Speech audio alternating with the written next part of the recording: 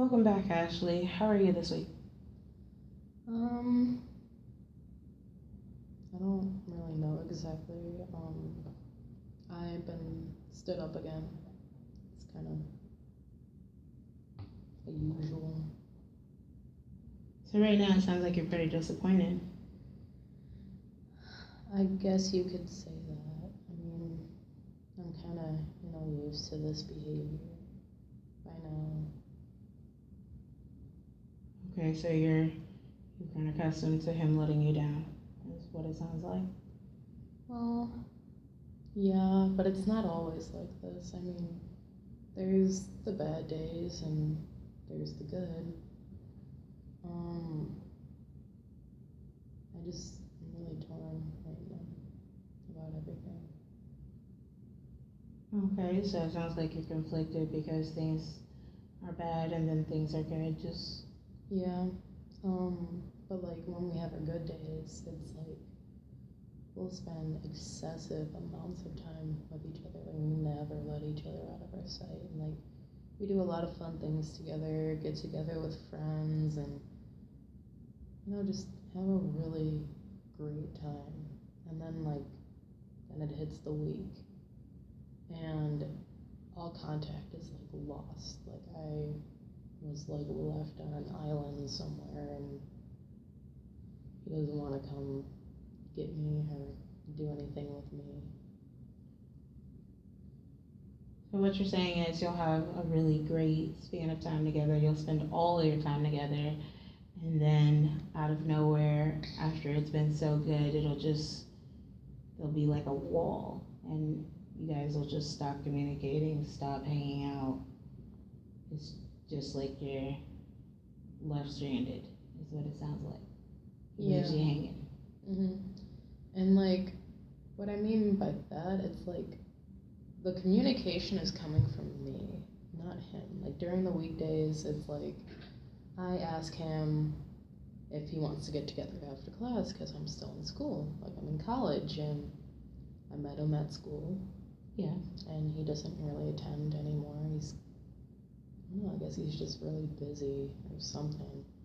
And try to get together for dinner after class, and he'll say he'll come, and I'll just be stranded at school because at this moment I don't drive, and then I have to use somebody else's cell phone because I don't have a cell phone, and Okay.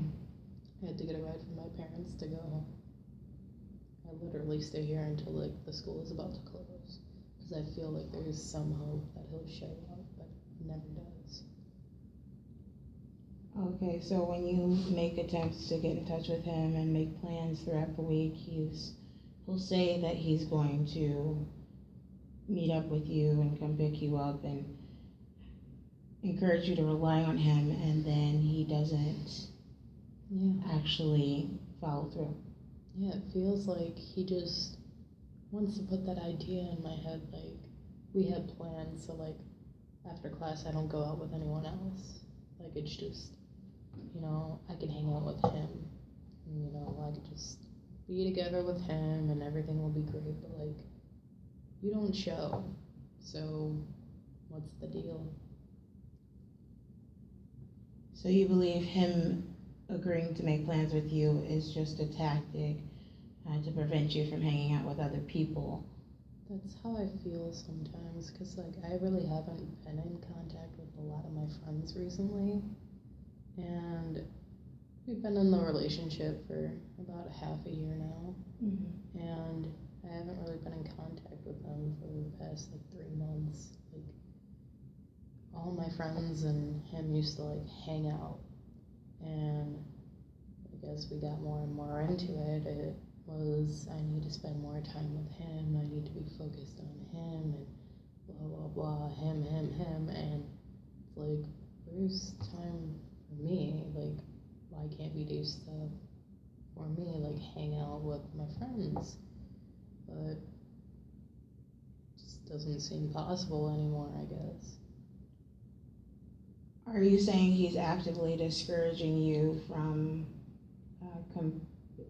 hanging out with your friends and communicating with them, Or is it just you feel the need to not interact with them because he's the most important thing at this time? He makes it seem that way. Like I need to be with him. Like something will always go on. Like something tragic always happens when it hits the weekend, and I have to be there to coddle him, and he's sad, and it's like I've been sad all week because you've stood me up for the past 5 days, and now you want me to take you out and do this and that and spend my money on you, and you can't even buy me dinner. Like, what is your problem? So you sound really frustrated right now, and with good reason to be, because none of your relationship focuses on how you're feeling. It seems as if it's always about him, and what you need or want is being put on the back burner so that he remains at the forefront of your attention, which is frankly quite unfair to you. That's typically not the way that relationships are supposed to work out. It's a partnership. Yeah, that's what my mom has been telling me, because my mom has even seen like how he's changed in like, the past few months, and I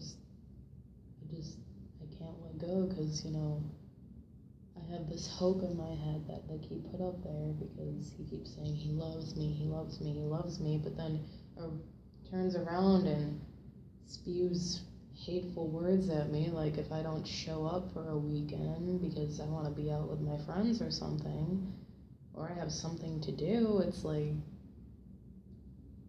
he just calls me like a dumb bitch and stuff like that, and like saying how worthless I am and that I'm a bum and all that because I don't come and get him, and I don't pick him up and take him out to dinner with me and my family, because me and my family sometimes get togethers for family dinners on Sundays, so I gotta take time out for family. Like it can't just always be you. Of course, it's important to spend time with your family, and it sounds like when you aren't doing exactly what he wants you to do, then he is going to play the victim in the situation, and it sounds like he can be very sweet and caring sometimes, but that's only when it's all about him. So when you want to do something that you desire to do, he's going to make you feel poorly about it. And that's, you have every reason to be, conflicted about what's going on here. Yeah, it just drives me like kind of insane, because I feel like I should be happy in this, and it drove me to be sitting right here with you. Like, there has to be something going on. Like, I don't even know what it is. Like, I can't even put my finger on it yet. It's like, I shouldn't be feeling this way. Like, I should be happy. You should be happy. I mean, you've been in a relationship for 6 months. Typically, people are still in the honeymoon stage, from what I have learned in the past with dealing with couples. And it sounds like you're just really unhappy and being hurt. And I think that it would be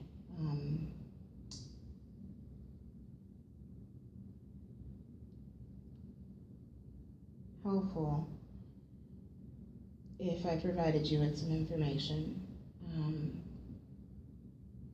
In my experience with previous clients, I have heard stories like this before, and it's typically signs of an abusive relationship.